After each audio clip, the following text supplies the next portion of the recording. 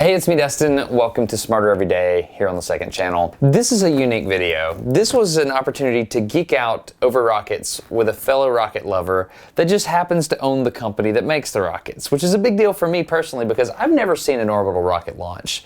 So to be able to walk up to the actual pad, the launch pad, and ask questions that I should not be asking if I'm at this location. I mean, these are things I should probably know if I'm this close to the rocket. It was a fantastic experience, and I'm grateful for the opportunity. Just to give you an idea of how awesome this was, we spent 3 hours at the pad, and there's a ton of stuff we recorded, and this is pared down from what happened. So I got to have very interesting, intimate mechanical rocketry conversations with Tory Bruno, which was amazing, an experience of a lifetime. So real quick, before we get into meeting Tory and talking to him, I want to give you the context for where we're at. This is some footage that was recorded by KerbaalSpaceAcademy.com. Okay. The picture gallery there, I can't click on that right now. Yeah, here we are, right here. Zoom. Are there people? Have you seen any people? There were earlier. Yeah, right there. There's a bunch. Hey guys. Wait. I'll just hold. Zoom in. Oh, that's Destin. That's Destin right there. That's Destin. Hey guys, there's Destin from Smarter Every Day. Oh, hello Destin. Hey Destin from Smarter Every Day. Is that all the zoom? That's as far as I can take. That's all the zoom. Is that Tory? I think that's Tory. That's Destin from Smarter Every Day and Tory. Yeah, no big deal. Riding the mobile service tower right now. Yep. How you doing, sir? Good to meet you. Yeah, you as well. Thanks for inviting me to your shot here. Oh, we're happy to have you. That's pretty cool. I love your channel. Thank you very much. I am a subscriber. I like your hard hat there. Is that actually a hard hat? It is a hard hat. That's pretty good. So you're actually going to let us go up with you on rollback? Yeah. That's a big deal. That's a treat. It is. We're going to ride a 10 million pound building, 30 stories high, while it heads to the other end of that pad. Really? So how far does it, like, what's the speed of that thing? It's got to be pretty slow. Well, it's a blistering like third of a mile per hour. Really? So it's not super fast, but it's going to roll back about 330 feet or so, which is enough to clear the rocket. So about as tall as the rocket is how far back it will go. You studied at Cal Poly, right? I did, yeah. So aerospace engineering? Mechanical. Yeah. That's my undergrad too. Yeah. Right. There we go. Awesome. 3 segments. The way I understand, the 2 on the side, they're 100% the whole time. Yes. But the one in the center core, you throttle that back. Right. And that's just to conserve fuel so that you can have a better performance, right? We're going to empty the ones on the outside first, then we're going to shed those, and then with that weight gone, we go to full throttle on the center core, and in a very short amount of burn, we'll almost double the velocity. Okay, so you get through max Q with all three cores. Mm-hmm. Is that the correct terminology? The cores? Yeah, we call them cores, or common cores. Okay. Because it's if you just had the center with a different payload fairing, that would be a Delta IV medium. And that core in the center is the same core you see here, and it's the same as the outer cores. Okay. So you can think of it as kind of like Kerbal Space here. Right. So we're just bolting 3 rockets together. Once you ramp it back up, you have a better propellant mass fraction with what's left of... Exactly. Right. Okay. That makes perfect sense. So on all of our rockets, we use cryo on the upper. Delta has cryo on the lower, and of course Atlas uses kerosene. But this one's different though, because on Parker, it's my understanding you have a kicker stage at the end there that's solid, right? Yeah, now that's abnormal. That's very unusual, and that's because Parker Solar Probe has to have so much energy and make so much velocity to get to the sun. One of the things people don't generally appreciate is how hard it is to get to the sun from here. Because of course, as you know, you and I, we're in orbit right now around the sun, 67,000 miles an hour. You got to take that energy out to get any closer. It's actually really hard to go in, much easier to go out. But what's the delta V required to get to the sun compared to Pluto? It's like some order of magnitude. So, well, maybe not order of magnitude, but... So Pluto, New Horizons, that was our previous sort of speed record where we had the fastest object to leave Earth. That was 36,000 miles per hour. This will be 43, that much faster. And what we're really going to do is establish an orbit around the sun where its perigee, its lowest point, or perihelion, because it's the sun, is pretty close to the sun, starts out at about 33 or so solar radii. The top of that elliptical orbit is going to be starting between Venus and Earth, and then each time it goes around, we're using Venus to pull more energy out, and we'll pull that perihelion in. We'll also pull in the apogee until it's coincident with Venus's orbit, so that about every third pass around the Sun, it'll get a close pass with Venus, which tightens that orbit up so that finally we'll be within 3.8 million miles of the surface of the Sun, which is really, really, really close. Yeah, and so normally when you think of a gravity assist, you think of making that ellipse bigger. Right. But in this case, you're trying to slow down. Making it smaller. Which is abnormal, right? Yeah, that's unusual. Yeah, and it's a unique feature of trying to get into the Sun from here on Earth. And because it's an elliptical orbit, here's the other cool thing. Speed record when we leave Earth, 43,000 miles per hour.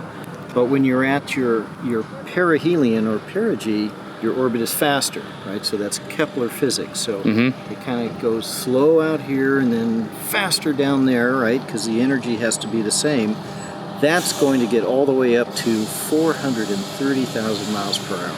At that point, you don't talk about miles per hour anymore. You got to talk about C. That's like fractions of C, right? Yeah. Speed of light. It's about 600ths of a C. Really? Yeah, which is... It's still on the C scale. I'm cool with it. It's on the scale. Yeah, it's That's incredible. awesome. So this is my first orbital rocket launch I've ever seen. Cool. Yeah. Well, in person. I've watched tons of them online, but this is a big deal. Golly. It's just kind of especially dramatic.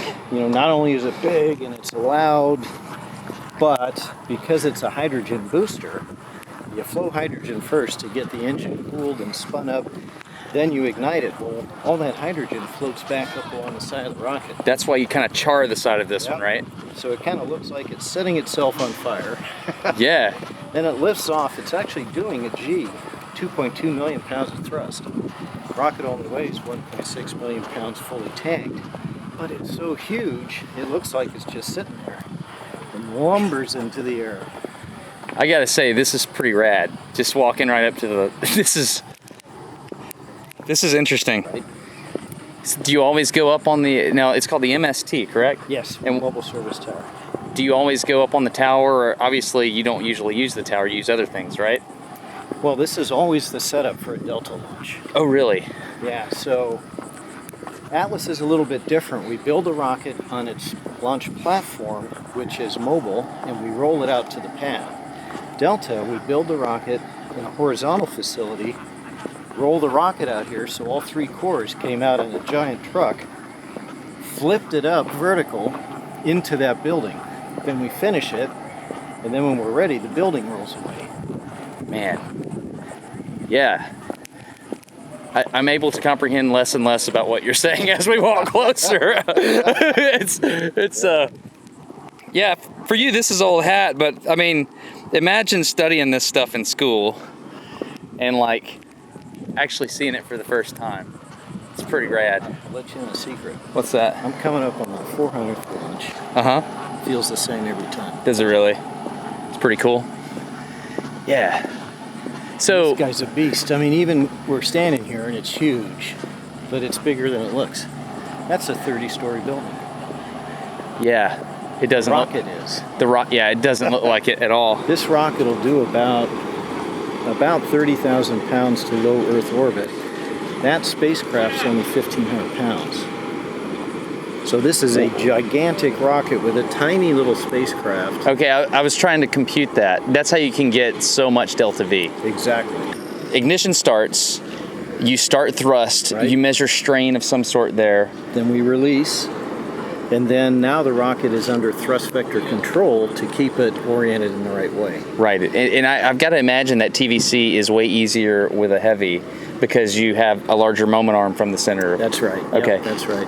Okay. Yeah, very good. Awesome. And as you also correctly, figured out, you got to have the engines running because thrust vector control doesn't work unless there's thrust. Right. So you can't, let everything go, then turn the engines on because that wouldn't work. Ignition starts, you start thrust, Right. you measure strain of some sort there. Then we release, and then now the rocket is under thrust vector control to keep it oriented in the right way. Right, and I've got to imagine that TVC is way easier with a heavy because you have a larger moment arm from the center. That's right. Okay. Yep, that's right.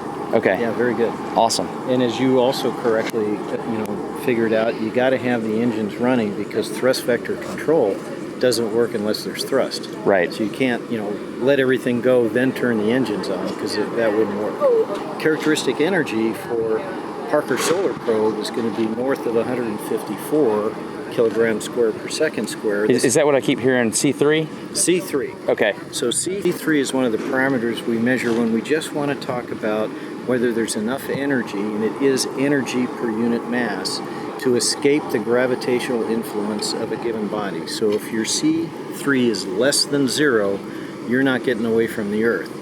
But if your C3 is greater than 0, then you can leave the Earth. And in this case, we need to get into that very exotic orbit we talked about before.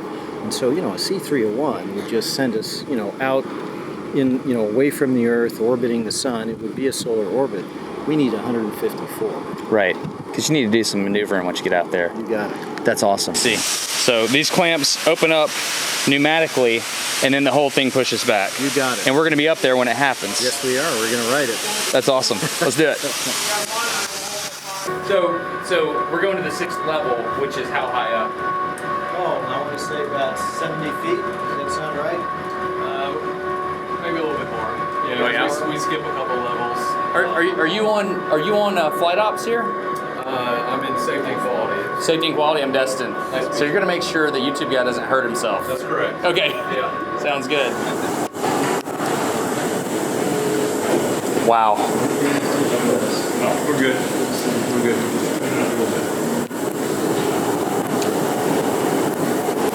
We're going to lock down here so we don't distract these things. Because they're in the middle of an operation.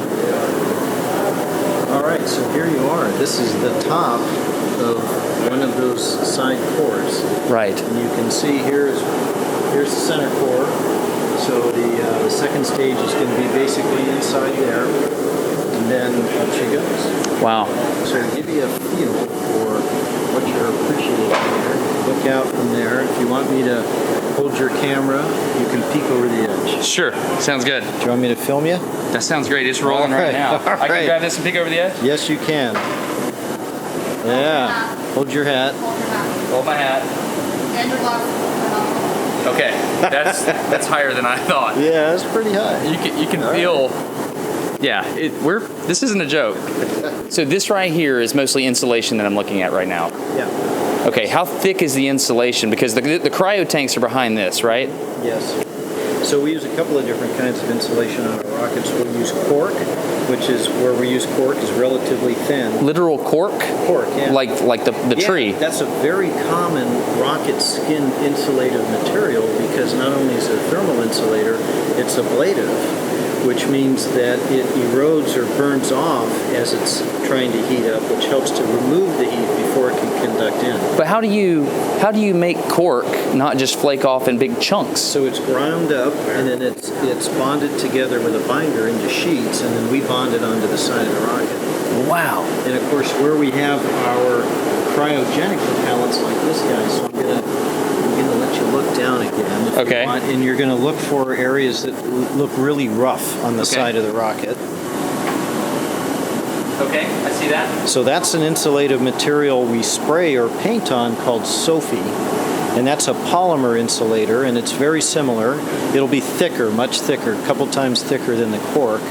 And that does the same kind of thing. It ablates off as well as insulates. So it's an ablation type agent as well as just an insulator. It is. And that is important on these big guys because cryogenic propellants, they're boiling the whole time. And so when you're seeing the rocket on the pad, fueled and ready to go, you'll see sort of steam coming off of it and blowing away. That's propellant that is boiling away and being vented. And so we'll be topping these boosters off constantly. The gas hose, if you will, is still plugged in until the last few moments before launch when we finally retract it so the tanks are nearly completely full. Then we launch and the whole time it's boiling. And so by having that insulation on the side of the rocket, we get more propellant available to burn before it boils off during flight. Right. Okay, so that makes sense. What are your propellant margins on this? Like you have a certain orbit that you have to hit. Yeah. And so obviously you don't put just that amount of LOX and LH2 in there. Well, what do you do? So every mission is different. So we analyze every one, and we have a certain set of standards for minimum propellant margins we like to maintain, and that comes not just from the calculations, but also from our experience. So we account for boil off, we'll account for the variability in winds on any given day, we'll account for the variability in the trajectory, things like that. And when we build all those up, we'll have typically a certain minimum amount, and it's worth, maybe 500 or 1,000 pounds of payload typically on a rocket of this size, and then we can do excursions. Now in this particular case, we're going to want to burn everything to depletion, which is another thing that we can do that's kind of special about our family of rockets. We have techniques that allow the rocket to measure its own performance in flight and then recalculate and reprogram its own flight trajectory to account for that, and then burn all the way until depletion, till all the propellant is consumed, to give more performance to a payload when our customers would appreciate that. Some of them don't. They want to go to a fixed place, but we can give them that option as well. So it varies mission by mission. Well, I know this is a very weird one, right? Because normally you go east-northeast because you're going to get into that 51.8 degree right. for the ISS, which is, yeah. But you're just going to the sun, and so you're going to stay in the solar system's plane. Yes, we are. So you're going straight equatorial, right? Right. So how do you do that? Because we're not on the equator. So we're going to hit a specific point in space with a given velocity in vector.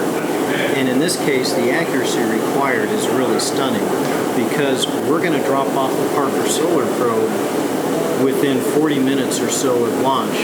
And it's going to be very close to the Earth when we do that. And it will travel tens of millions of miles without any ability to affect its trajectory after that point. Just ballistic. Just ballistic to that first rendezvous with Venus. And then everything after that is determined really by that initial insertion. Wait, you're not going to do course corrections on the way? No, nothing of any meaning. How do you do that? You got to get this exactly right.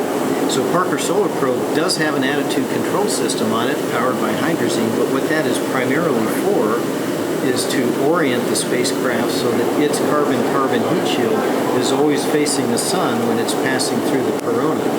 And the amount of energy that's there is very, very small. So its ability to correct any kind of error coming off this booster is almost non-existent. So what is... We got to get it right. So what's the last... Well, I thought the supreme upper stage was a solid kicker. It is. So you're saying you have to point with cryo. Yep. And you point the solid. And we're going to point the solid. So when the cryo burns out, we're going to light the solid. Because you don't have thrust vector control on a solid. This one does. Oh, how does that work? So it has a vectorable nozzle. So it has its own actuators that can point the nozzle. And it has controllers up there. So it is literally part of the rocket, just like these first two stages are. It's our third stage. And then when that's burned out, whatever, about 44, 45 minutes from liftoff, that's it. We separate the spacecraft, and it will arrive in its first perihelion out in November, and then it'll be 7 years of doing that loop. So 24 passes on the sun, and about every third pass, it's going to get close enough to Venus to affect its trajectory and pull it in closer and closer and closer. You really live and breathe this stuff, don't you? That's what we do. No, like you do. Oh, yeah, sure. I love rockets. I've been doing rockets my whole life. Really? That's awesome. What was your first rocket launch? First professional launch or my first launch? First launch. Okay, I was... That counts the same to me. All right. I was 9 years old. Mm-hmm. And I'm old enough to have seen the moon landing. So I was pretty stoked by that. And so I'm out in the back of my grandmother's barn, and I find a case of 80-year-old moldy dynamite.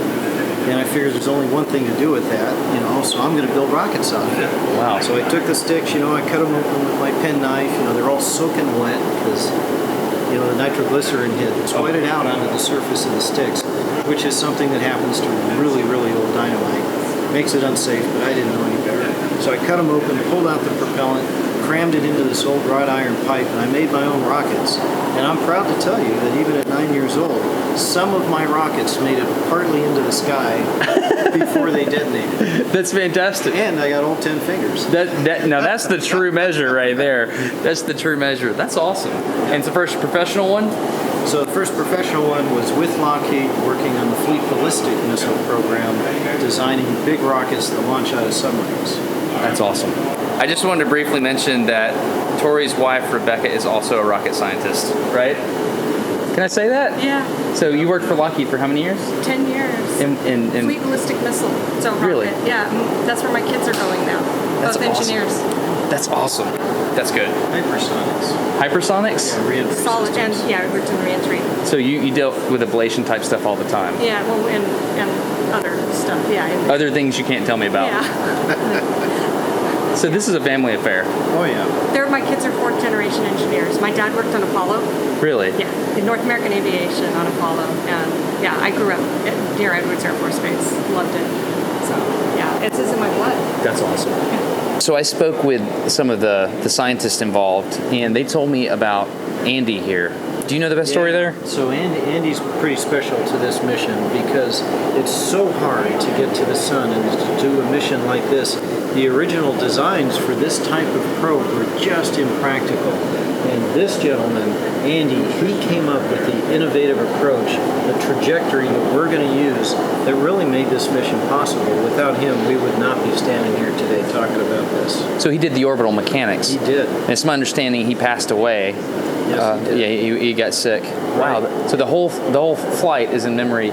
It is. Is that normal? Do you normally do something like that? Actually, it is. So it's not uncommon for our rockets to fly with a memorial like this for someone either in the customer community who was very important to the mission, or one of my employees. You know, people who pass sometimes after they've retired who are key to what's going on now, and we like to remember them on the rocket, just like Andy. So we just started rollback, right? Yes. So I can see that we're physically moving away from that. It's very slow. How many tons are moving right now? This building weighs 10 million pounds. Okay. Wow. So we're going to move at about 300 feet. Really? Okay. And so is it going to go at this velocity the whole time? It's actually going to speed up a little bit in a few minutes. Really? But it's not exactly blistering speed as you can imagine. It's a gentle trip. It'll take us about 45 minutes to make that 300-foot journey. That's awesome. That's very good. So we were very high up there, weren't we, Tory? Oh yes, yeah, we're very high up. And it's not until it starts moving that you realize that's when my knees kind of start shaking once we got up there. Yeah. That's pretty good.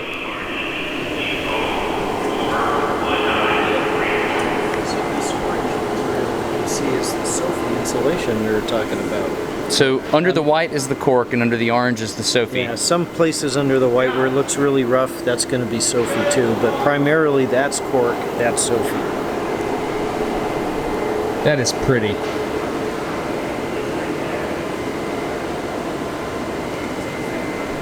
What kinds of things are you looking at right now? Like, you kind of just understand this rocket at this point, right? Yes, yeah. Okay, so of course we have the big center core, and the reason you see the orbital ATK emblem on there is because Northrop Grumman was orbital ATK, fabricated that extra third kick stage that we don't normally use, that Parker Solar Probe needs for that extra oomph of velocity, C3, or energy, to escape Earth and orbit the Sun instead. And so you're seeing these big horizontal struts here. Those are carrying the loads from these side cores mechanically and transmitting that into the center core. Is there a dampener there as well? Or what was? No, this is really a rigid structural frame that we're looking at. And that's actually the cleanest way we can do that dynamically and be able to steer and control the rocket. And each of these cores at full power, they're throttleable, but at full power they have the same engine, same propellants, and they can put out the same level of thrust. Together about 2.2 million pounds, or something a little over 700,000 pounds each. And that 700,000 pounds of thrust is being connected through those structural members you can see. I'm having an optical illusion right now. I feel like the rocket's moving away from us. I really do. So that makes you feel really small when you do that. So to be clear about what's happening right now, this man is a safety spotter for a $300 million operation that's happening here in the last moments before launch. I mean, this is a big deal. Like, that's a serious job right there. Okay, so I'm gonna level with you. That's a really cool rocket, okay? And it's gonna touch the sun. It's gonna be the fastest man-made object ever in the history of objects, right? But what's really cool to me is Tory Bruno's wife is also a rocket scientist. And as they back away, she comes to the launch pad with him. They're having a discussion about how it works. And like, I went and eavesdropped in there, and they're talking about like the different stages, how they work, why they're using solids over cryos and certain, like, this is a very technical discussion. And I really like that, like, a lot. It's kind of a moment.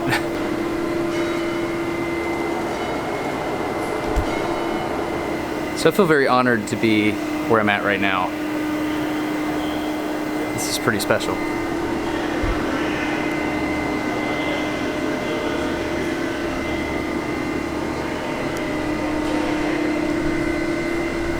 Okay, we can see the whole thing now. So, what was made where? Oh, okay. So, this whole rocket was assembled in, of course, the Decatur factory near your hometown. Right. The structure that you see in there, those tanks are literally come in the back door of Decatur as aluminum plates. They get milled down into what we call an isogrid structure. So they're very thin, but they have ribs for stiffness and strength. Everything's about weight on a rocket. You don't want anything that's not propellant to weigh any more than it has to. Right. All of that gets welded and assembled. The SOFI insulation gets applied. All of those structures in the inner stages are built there in Decatur and all put together. We bring the engines in from our partner Aerojet Rocketdyne out in California to go on the bottom of these boosters. We get the payload fairing from our partner at RUAG, which is a company that today builds hardware for us in Switzerland. I was about to say, they're European, aren't they? Okay. Yes, they are. But as we move to our Vulcan rocket, they have actually moved into our factory and begun building composite structures and fairings for us in Decatur. So on Vulcan, they'll be fully supported in the U.S., which is a really cool story because we're bringing jobs from Europe inside our country instead of the other way around. So right. That's one of my favorite partnerships. And then, of course, the spacecraft itself is up there underneath a big payload fairing. That was designed and put together by NASA at the Applied Physics Lab, Johns Hopkins. So that's what this is all about. I mean, we love the rocket, but it's really about that mission. And we measure our success by whether or not that mission is successful. So how much more do we have to go, you think? I think we're about 2/3 of the way. Okay. And that's the flame bucket down there, right? Right. Where does the... So as it burns, the flame goes out? And it's going to turn and go off to our left. Really? Yeah. So why do you divert it that way? Well, it's just the quickest way to get it away from all of this structure. So we don't want to send it back towards the tower when it's back there and parked. That direction has a lot of plumbing and activity. You can see the telemetry lines that are going off to the shelter out there. This direction happens to be clear. Right. So no special reason. No special reason. So I noticed that there's a ton of people doing kind of what we're doing. They're getting pictures made. I mean, this is a huge moment in the life of many of these people. I mean, it's a huge moment, period. But like, for some people, this is decades. Yes. Well, of course, for us, we love our rocket and we put a lot of blood, sweat, and tears in it. But the rocket is only here for the payload. And so when we're launching a mission like this, Parker Solar Probe, this is someone's life's work. And in fact, Dr. Eugene Parker, he did the fundamental research and did the calculations and theorized the existence of solar wind way back in the 1950s, as well as the notion that the corona would be hotter than the surface of the sun. People didn't believe him back then. It's taken us 60 years of technology development, not just in rocketry, but in the sensors we can put on the spacecraft, to now realize, first off, and he was right, of course, but why does it do that? We get to go and verify that. This is a man's life's work, and the people who worked on that spacecraft, same kind of thing. It's the pinnacle of their career. They've been at it for at least a dozen years, many of them. So that's a pretty big responsibility, and it weighs heavy on our guys. I'm seeing these are the lightning protection system, is that correct? That's right. And so you were telling me that because this is hydrogen that right before launch, it's going to dump a bunch of hydrogen and then light off. And that's why that nice, beautiful orange rocket on the side is going to get charred. Is that the proper term? It is, yeah, it's charred. Okay, and so this is the prettiest the rocket will ever be. And it's awesome when you got shot cones or mock diamonds coming out the back, but that's going to be, I don't know, do you kind of predict what the pattern is going to be like? Do you ever know, or is it a function of the... It's a little bit random, but there is a dominant pattern, and so, we know what it's going to look like, and that's okay. But it just makes it kind of a really cool rocket. I mean, the rocket sort of sets itself on fire, and then it lumbers into the sky on this column of fire, and off it goes. It's really cool. We used to light all 3 stages at once.